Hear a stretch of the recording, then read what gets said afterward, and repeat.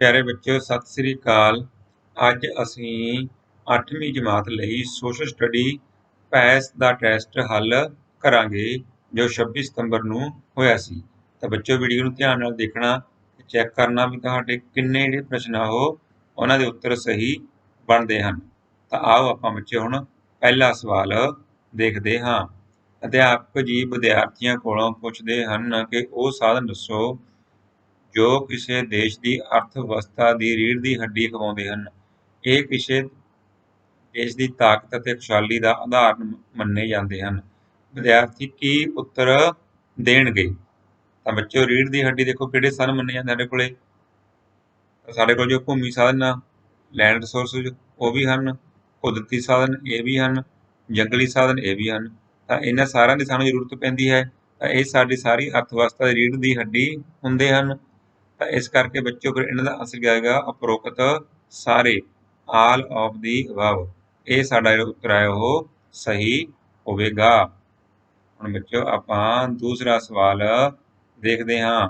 Lord Dalhousie ਨੇ ਅੰਗਰੇਜ਼ੀ ਸਾਮਰਾਜ ਦਾ ਵਿਸਥਾਰ ਕਰਨ ਲਈ ਲੈਫਟ ਦੀ ਨੀਤੀ, ਯੁੱਧ ਦੀ ਨੀਤੀ, ਦੋਸ਼ਪੂਰਨ ਸ਼ਾਸਨ ਪ੍ਰਬੰਧ ਅਤੇ ਖਿਤਾਬ ਅਤੇ ਪੈਨਸ਼ਨ ਬੰਦ ਕਰਨ ਦੀ ਨੀਤੀ ਅਪਣਾਈ। ਇਹ ਦੱਸੋ ਕਿ ਉਸਨੇ ਦੋਸ਼ਪੂਰਨ ਸ਼ਾਸਨ ਪ੍ਰਬੰਧ ਦਾ ਦੋਸ਼ ਲਗਾ ਕੇ ਕਿਸ ਰਾਜ ਨੂੰ ਅੰਗਰੇਜ਼ੀ ਰਾਜ ਵਿੱਚ ਸ਼ਾਮਲ ਕੀਤਾ ਸੀ? ਤਾਂ ਬੱਚਿਓ ਕਿਹੜਾ ਦੋਸ਼ ਲਗਾ ਕੇ ਉਹਨੇ ਦੋਸ਼ਪੂਰਨ ਸ਼ਾਸਨ ਪ੍ਰਬੰਧ ਦਾ ਦੋਸ਼ ਲਗਾ ਕੇ ਕਿਹੜੇ ਰਾਜ ਨੂੰ ਅੰਗਰੇਜ਼ੀ ਵਿੱਚ ਸ਼ਾਮਲ ਕੀਤਾ ਸੀ? ਤਾਂ ਬੱਚਿਓ ਕਿਸ ਨੂੰ ਕੀਤਾ ਸੀਗਾ? ਅਵਧ ਨੂੰ। ਤੁਹਾਨੂੰ ਸਭ ਨੂੰ ਇਸ ਬਾਰੇ ਪਤਾ ਹੋਵੇਗਾ, ਅਵਧ। ਬੱਚਿਓ ਆਪਾਂ ਅਗਲਾ ਸਵਾਲ ਦੇਖਦੇ ਹਾਂ। ਸਾਡੇ ਕੋਲ ਪ੍ਰਸ਼ਨ ਨੰਬਰ 3 ਹੈ। ਇੱਕ ਅੰਗਰੇਜ਼ ਅਫਸਰ ਕਾਰਨਵਾਲਿਸ ਨੇ ਸਿਵਲ ਪ੍ਰੀਖਿਆ ਦੀ ਸ਼ੁਰੂਆਤ ਕੀਤੀ ਸੀ। ਉਸ ਸਮੇਂ ਇੰਗਲੈਂਡ ਦੌਰਾਨ ਕਿਹੜਾ ਕਾਲਜ ਖੋਲ੍ਹਿਆ ਗਿਆ ਜਿਸ ਵਿੱਚ ਨਵ ਨਿਯੁਕਤ ਕੀਤੇ ਗਏ ਅਧਿਕਾਰੀਆਂ ਨੂੰ ਭਾਰਤ ਭੇਜਣ ਤੋਂ ਪਹਿਲਾਂ ਸਿਖਲਾਈ ਦਿੱਤੀ ਜਾਂਦੀ ਸੀ? ਤਾਂ ਬੱਚਿਓ ਆਪਾਂ ਇਸ ਸਵਾਲ ਦੇ ਆਪਸ਼ਨ ਦੇਖਦੇ ਹਾਂ ਵੀ ਕਿਹੜੇ ਹਨ। ਤਾਂ ਬੱਚਿਓ ਕਿਹੜੇ ਸੀਗਾ ਕਾਲਜ ਦਾ ਨਾਂ? ਹੈਲਬਰੀ ਕਾਲਜ। ਤਾਂ ਇਸ ਦਾ ਉੱਤਰ ਬੱਚਿਓ ਕੀ ਹੈ? ਹੈਲਬਰੀ ਕਾਲਜ ਇਸ ਪ੍ਰਸ਼ਨ ਦਾ ਸਹੀ ਉੱਤਰ ਹੈ। ਬੱਚਿਓ ਚੌਥਾ ਪ੍ਰਸ਼ਨ ਆਪਾਂ ਦੇਖਦੇ ਹਾਂ। ਅਧਿਆਪਕ ਜੀ ਕਲਾਸ ਵਿੱਚ ਸਮਾਨਤਾ ਦੇ ਅਧਿਕਾਰ ਸੰਬੰਧੀ ਪੜ੍ਹਾ ਰਹੇ ਸਨ ਕਿ ਕਾਨੂੰਨ ਦੇ ਸਾਹਮਣੇ ਸਾਰੇ ਸਮਾਨ ਹਨ। ਕਿਸੇ ਵਿਸ਼ੇਸ਼ ਧਰਮ, ਜਾਤ, ਸ਼੍ਰੇਣੀ ਜਾਂ ਨਸਲ ਨੂੰ ਕੋਈ ਵਿਸ਼ੇਸ਼ ਅਧਿਕਾਰ ਪ੍ਰਾਪਤ ਨਹੀਂ ਹੈ। ਅਧਿਆਪਕ ਜੀ ਸਮਾਨਤਾ ਦੇ ਮੌਲਿਕ ਅਧਿਕਾਰ ਦੇ ਕਿਹੜੇ ਅਨੁਛੇਦਾਂ ਬਾਰੇ ਦੱਸ ਰਹੇ ਸਨ? ਤਾਂ ਬੱਚਿਓ ਰਾਈਟ ਟੂ ਇਕੁਐਲਿਟੀ, ਜਾਣੀ ਕਿ ਸਾਡੇ ਕੋਲ ਫੰਡਾਮੈਂਟਲ ਰਾਈਟ ਟੂ ਇਕੁਐਲਿਟੀ। ਤਾਂ ਇਹਦੇ ਵਿੱਚ ਕਿਹੜੇ ਇਸ ਨਾਲ ਸੰਬੰਧ ਹਨ? ਬੱਚਿਓ ਦੇਖਣਾ ਆਪਾਂ ਕਿ ਫੰਡਾਮੈਂਟਲ ਰਾਈਟ ਆਫ ਇਕੁਐਲਿਟੀ ਨਾਲ ਕਿਹੜੇ ਸੰਬੰਧਿਤ ਹਨ। ਤਾਂ ਬੱਚਿਓ ਕਿਹੜੇ ਇਹਦੇ ਵਿੱਚ 14 ਤੋਂ ਲੈ ਕੇ 18 ਤੱਕ। ਤਾਂ ਜਿਹੜੇ ਅਨੁਛੇਦ 14 ਤੋਂ ਲੈ ਕੇ 18 ਤੱਕ ਆ ਬੱਚਿਓ, ਇਹ ਸਾਡੇ ਫੰਡਾਮੈਂਟਲ ਰਾਈਟ, ਠੀਕ ਹੈ, ਆਫ ਇਕੁਐਲਿਟੀ ਉਹਨਾਂ ਨਾਲ ਸੰਬੰਧਿਤ ਹਨ। ਬੱਚਿਓ ਇਸ ਸਵਾਲ ਦਾ ਸਹੀ ਆਨਸਰ ਕੀ ਹੈ? ਅਨੁਛੇਦ 14 ਤੋਂ 18।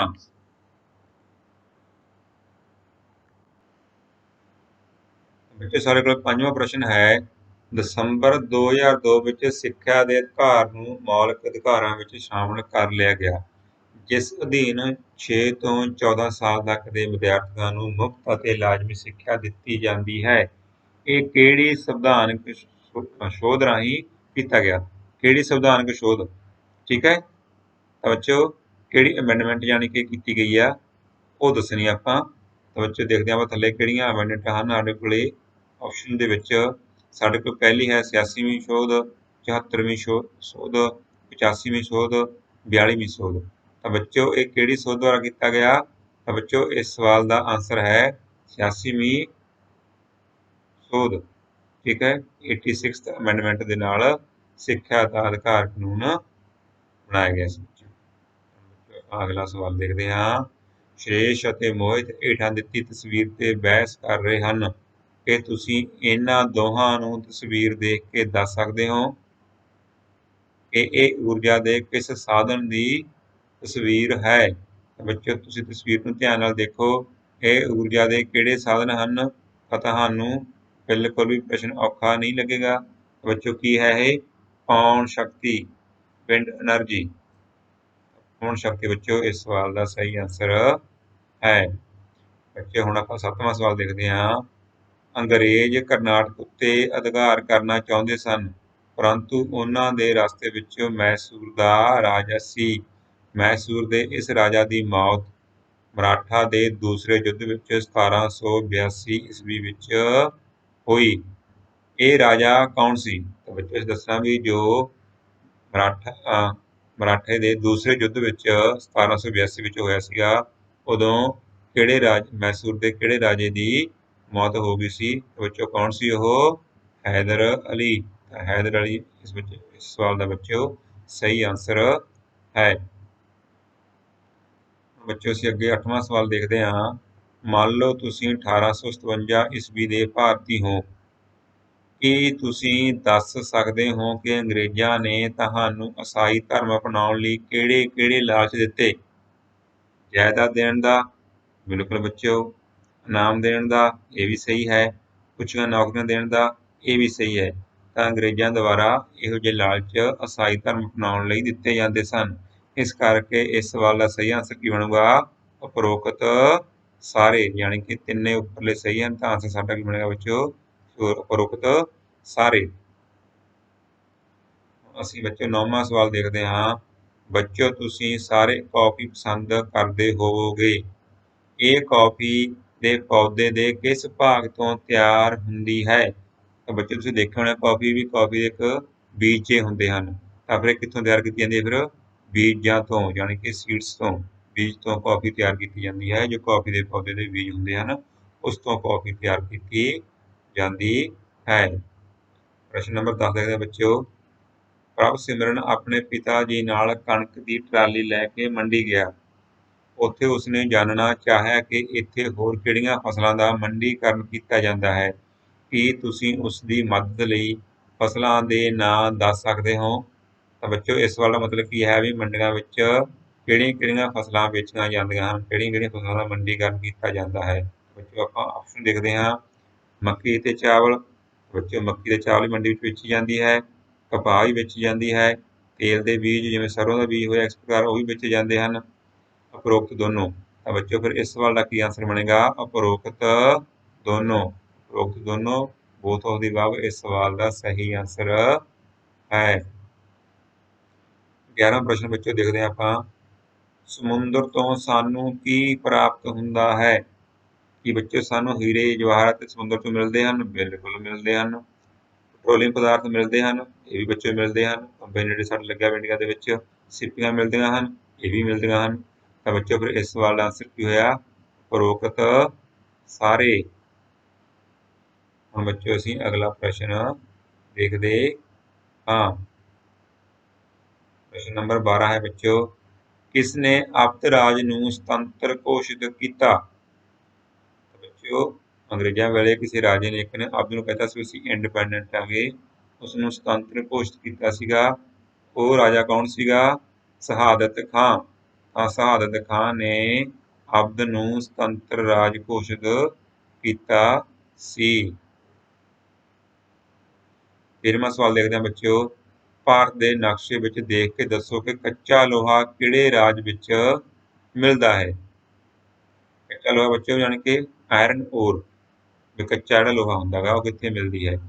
ਬੱਚਿਓ ਨਕਸ਼ੇ ਆਪਾਂ ਨੇ ਆਪਸ਼ਨ ਦੇਖਣੇ ਆ ਵੀ ਆਪਸ਼ਨ ਸਾਡੇ ਕੋਲੇ ਕਿਹੜੇ ਹਨ।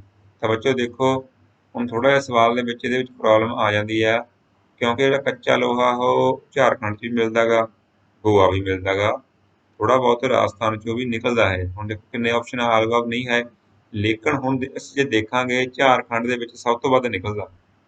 ਤਾਂ ਇਸ ਕਰਕੇ ਅਸੀਂ ਜਿਹੜਾ ਝਾਰਖੰਡ ਹੈਗਾ ਉਸ ਨੂੰ ਅਸੀਂ ਸਹੀ ਇਸ ਸਵਾਲ ਦਾ ਉੱਤਰ ਮੰਨਾਂਗੇ। ਠੀਕ ਹੈ, ਤਾਂ ਝਾਰਖੰਡ ਬੱਚਿਓ ਇਸ ਸਵਾਲ ਦਾ ਸਹੀ ਆਂਸਰ ਮੰਨਿਆ ਜਾਵੇਗਾ, ਕਿਉਂਕਿ ਝਾਰਖੰਡ ਵਿੱਚ ਜੋ ਕੱਚਾ ਲੋਹਾ ਉਹ ਸਭ ਤੋਂ ਵੱਧ ਮਿਲਦਾ ਹੈ। ਹੁਣ ਬੱਚਿਓ ਅਸੀਂ ਅਗਲਾ ਸਵਾਲ ਦੇਖਦੇ ਹਾਂ। ਖਾਲੀ ਥਾਂ ਭਰੋ। ਸਥਾਈ ਬੰਦੋਬਸਤ ਕਾਰਨ ਭੂਮੀ ਦੇ ਮਾਲਕ ਬਣ ਗਏ। ਤੁਸੀਂ ਪੜ੍ਹਿਆ ਹੋਣਾ ਅੰਗਰੇਜ਼ਾਂ ਵੇਲੇ ਇੱਕ ਸਥਾਈ ਬੰਦੋਬਸਤ ਪਰਮਾਨੈਂਟ ਸੈਟਲਮੈਂਟ ਕੀਤੀ ਗਈ ਸੀ ਉਸ ਨਿਯਮ ਦੇ ਅਨੁਸਾਰ ਕੌਣ ਭੂਮੀ ਦੇ ਮਾਲਕ ਬਣ ਗਏ, ਯਾਨੀ ਕਿ ਦੱਸਣਾ ਵੀ ਕੌਣ ਭੂਮੀ ਦੇ ਮਾਲਕ ਬਣ, ਕਿਸਾਨ ਬਣ ਗਏ? ਬਿਲਕੁਲ ਨਹੀਂ। ਅੰਗਰੇਜ਼ ਬਣ ਗਏ? ਬਿਲਕੁਲ ਨਹੀਂ। ਕੌਣ ਬਣੇ ਸੀਗੇ? ਜ਼ਿਮੀਂਦਾਰ। ਤਾਂ ਜ਼ਿਮੀਂਦਾਰ ਭੂਮੀ ਦੇ ਮਾਲਕ ਬਣ ਗਏ ਸਨ। ਹੁਣ ਬੱਚਿਓ ਅਸੀਂ ਅੱਗੇ 15ਵਾਂ ਸਵਾਲ ਦੇਖਦੇ ਹਾਂ। ਖਾਸੀ ਕਬੀਲੇ ਦਾ ਮੋਢੀ ਕੌਣ ਸੀ? ਬੱਚਿਓ ਖਾਸੀ ਕਬੀਲੇ ਦਾ ਮੋਢੀ ਕੌਣ ਸੀਗਾ? ਤੀਰਥ ਸਿੰਘ। ਤਾਂ ਤੀਰਥ ਸਿੰਘ ਖਾਸੀ ਕਬੀਲੇ ਦਾ ਮੋਢੀ ਸੀ। ਅਸੀਂ ਦੇਖਦੇ ਹਾਂ 16ਵਾਂ ਸਵਾਲ। ਭਾਰਤ ਵਿੱਚ ਸੂਤੀ ਕੱਪੜੇ ਦਾ ਪਹਿਲਾ ਉਦਯੋਗ ਕਿੱਥੇ ਲਗਾਇਆ ਗਿਆ? ਤਾਂ ਫਸਟ ਕਾਟਨ ਟੈਕਸਟਾਈਲ ਇੰਡਸਟਰੀ ਵਿੱਚ ਦੱਸਣੀ ਆ, ਜਿਹੜੀ ਪਹਿਲੀ ਇੰਡਸਟਰੀ ਸੀ ਟੈਕਸਟਾਈਲ ਦੀ, ਕਾਟਨ ਦੀ, ਉਹ ਕਿੱਥੇ ਲਗਾਈ ਗਈ ਸੀ? ਬੱਚਿਓ ਆਪਸ਼ਨ ਕੀ ਆ? ਮੁੰਬਈ, ਅਹਿਮਦਾਬਾਦ, ਨਾਗਪੁਰ, ਅਸਾਮ। ਬੱਚਿਓ ਕਿਹੜੀ ਸੀਗੀ? ਮੁੰਬਈ। ਤਾਂ ਇਸ ਸਵਾਲ ਦਾ ਸਹੀ ਆਂਸਰ ਹੋਵੇਗਾ ਕਿ ਮੁੰਬਈ। ਉਹ ਤਾਂ ਬੱਚੇ ਪਹਿਲਾਂ ਕਰਨਾਟਕਾ ਲਾਉਣ ਦੀ ਕੋਸ਼ਿਸ਼ ਕੀਤੀ ਗਈ ਸੀ, ਲੇਕਿਨ ਉਹ ਫੇਲ ਹੋ ਗਈ ਸੀਗੀ। ਤਾਂ ਕਰਨਾਟਕ ਇੱਥੇ ਆਪਸ਼ਨ ਵੀ ਨਹੀਂ ਹੈ। ਇਸ ਕਰਕੇ ਜਿਹੜਾ ਮੁੰਬਈ ਆ, ਪਹਿਲਾਂ ਮੁੰਬਈ ਕਹਿੰਦੇ ਸੀ, ਉਹਨੂੰ ਮੁੰਬਈ ਬੋਲਦੇ ਆਪਾਂ, ਇਹ ਇਸ ਦਾ ਸਹੀ ਆਂਸਰ ਹੈ। ਬੱਚਿਓ 17ਵਾਂ ਸਵਾਲ ਦੇਖਦੇ ਹਾਂ। ਹੇਠ ਲਿਖਿਆ ਬੱਚਿਓ ਕਿਹੜਾ ਕਥਨ ਸਹੀ ਨਹੀਂ ਹੈ? ਕਿਹੜਾ ਕਥਨ ਸਹੀ ਨਹੀਂ ਹੈ? ਭਾਰਤੀਆਂ ਨਾਲ ਵਧੀਆ ਸਲੂਕ ਕੀਤਾ ਜਾਂਦਾ ਸੀ। ਕੀ ਬੱਚੇ ਅੰਗਰੇਜ਼ ਭਾਰਤੀਆਂ ਨਾਲ ਵਧੀਆ ਸਲੂਕ ਕਰਦੇ ਸੀ? ਨਹੀਂ ਕਰਦੇ ਸੀ। ਇਸ ਕਰਕੇ ਆਪਸ਼ਨ ਸਹੀ ਨਹੀਂ ਹੈ। ਅੰਗਰੇਜ਼ਾਂ ਨੇ ਪਾੜੋ ਅਤੇ ਰਾਜ ਕਰੋ ਦੀ ਨੀਤੀ ਬਣਾਈ, ਡਿਵਾਈਡ ਐਂਡ ਰੂਲ। ਤਾਂ ਇਹ ਬੱਚੇ ਤੁਹਾਨੂੰ ਪਤਾ ਵੀ ਉਹਨਾਂ ਨੇ ਪਾੜੋ ਤੇ ਰਾਜ ਕਰੋ ਦੀ ਨੀਤੀ ਬਣਾਈ ਸੀ। ਬੱਚਿਓ ਫਿਰ ਇਸ ਸਵਾਲ ਦਾ ਕਿਹੜਾ ਕਥਨ ਸਹੀ ਆ? ਤਾਂ ਆਪਸ਼ਨ ਨੰਬਰ 2 ਹੈ, ਇਹ ਇਸ ਸਵਾਲ ਦਾ ਆਪਸ਼ਨ ਸਹੀ ਹੈ। ਆਪਾਂ ਅਗਲਾ ਸਵਾਲ ਦੇਖਦੇ ਹਾਂ 18ਵਾਂ ਸਵਾਲ। ਮੌਲਿਕ ਅਧਿਕਾਰ ਭਾਰਤੀ ਸੰਵਿਧਾਨ ਦੇ ਕਿਹੜੇ ਭਾਗ ਵਿੱਚ ਹਨ? ਤਾਂ ਬੱਚਿਓ ਦੇਖੋ ਆਪਣੇ ਸੰਵਿਧਾਨ ਦੇ ਅੱਗੇ ਭਾਗ ਪਾਰਟ ਬਣਾਏ ਗਏ ਹਨ। ਤਾਂ ਜਿਹੜੇ ਮੌਲਿਕ ਅਧਿਕਾਰ ਆ, ਫੰਡਾਮੈਂਟਲ ਰਾਈਟਸ, ਉਹ ਕਿਹੜੇ ਭਾਗ ਵਿੱਚ ਆਉਂਦੇ ਹਨ? ਤਾਂ ਬੱਚਿਓ ਕਿਹੜੇ ਭਾਗ 'ਚ ਆਉਂਦੇ ਹੈਗੇ? ਤੀਸਰੇ ਭਾਗ ਦੇ ਵਿੱਚ, ਥਰਡ ਪਾਰਟ ਦੇ ਵਿੱਚ ਇਹ ਆਉਂਦੇ ਹਨ। ਤਾਂ ਥਰਡ ਪਾਰਟ ਯਾਨੀ ਕਿ ਤੀਸਰਾ ਭਾਗ ਇਸ ਸਵਾਲ ਦਾ, ਇਸ ਪ੍ਰਸ਼ਨ ਦਾ ਸਹੀ ਉੱਤਰ ਹੈ। ਅੱਗੇ ਬੱਚੇ ਸਾਡੇ ਕੋਲ ਆਦਰਸ਼ਾਂ ਲਈ ਕਾਨੂੰਨ, ਆਈਡਲਸ। ਆਦਰਸ਼ਾਂ ਲਈ ਕਾਨੂੰਨ ਕਿੱਥੇ ਦਰਜ ਹਨ? ਕਾਨੂੰਨ ਦੀਆਂ ਕਿਤਾਬਾਂ 'ਚ, ਇਤਿਹਾਸ ਵਿੱਚ, ਜਾਂ ਭਾਰਤੀ ਸੰਵਿਧਾਨ ਵਿੱਚ? ਤਾਂ ਬੱਚਿਓ ਕਿੱਥੇ ਦਰਜ ਹੈ ਇਹ? ਭਾਰਤੀ ਸੰਵਿਧਾਨ ਵਿੱਚ। ਤਾਂ ਬੱਚਿਓ ਇਹ ਆਪਸ਼ਨ ਇਸ ਸਵਾਲ ਦਾ ਸਹੀ ਆਂਸਰ ਹੈ। ਹੁਣ ਬੱਚਿਓ ਅਸੀਂ 20ਵਾਂ ਪ੍ਰਸ਼ਨ ਦੇਖਦੇ ਹਾਂ। ਸਾਡੇ ਕੋਲ 20ਵੇਂ ਪ੍ਰਸ਼ਨ ਦੇ ਵਿੱਚ ਹੈ, ਹੇਠ ਲਿਖਿਆਂ ਵਿੱਚੋਂ ਕਿਹੜਾ ਕਥਨ ਸਹੀ ਨਹੀਂ ਹੈ? ਅਸੀਂ ਦੱਸਣਾ ਵੀ ਕਿਹੜਾ ਕਥਨ ਸਹੀ ਹੈ। ਬੱਚਿਓ ਕਿਹੜਾ ਕਥਨ ਸਹੀ ਹੈ? ਸਹੀ ਨਹੀਂ, ਕਿਹੜਾ ਕਥਨ ਸਹੀ ਹੈ? ਤਾਂ ਬੱਚਿਓ ਅਸਾਮ ਦੇ ਨਾਲ ਕੀ ਕੀਤਾ ਗਾ? T company.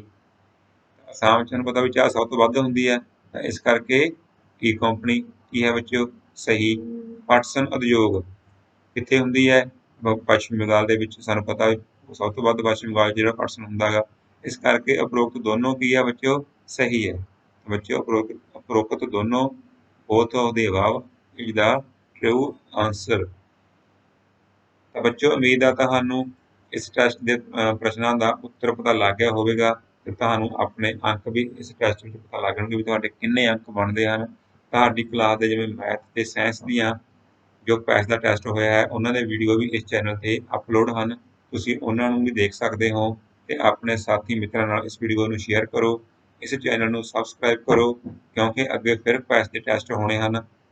ਤੁਹਾਨੂੰ ਸਮੇਂ-ਸਮੇਂ ਤੇ ਇਸ ਦੀ ਜਾਣਕਾਰੀ ਮਿਲਦੀ ਰਹੇ, ਤੇ ਤੁਸੀਂ ਵਧੀਆ ਤਰੀਕੇ ਨਾਲ ਜਿਹੜੀ ਆਪਣੇ ਪੈਸ ਦੇ ਟੈਸਟਾਂ ਦੀ ਜਾਂ ਹੋਰ ਟੈਸਟਾਂ ਦੀ ਤਿਆਰੀ ਕਰ ਸਕੋ। ਤੁਹਾਡਾ ਧੰਨਵਾਦ।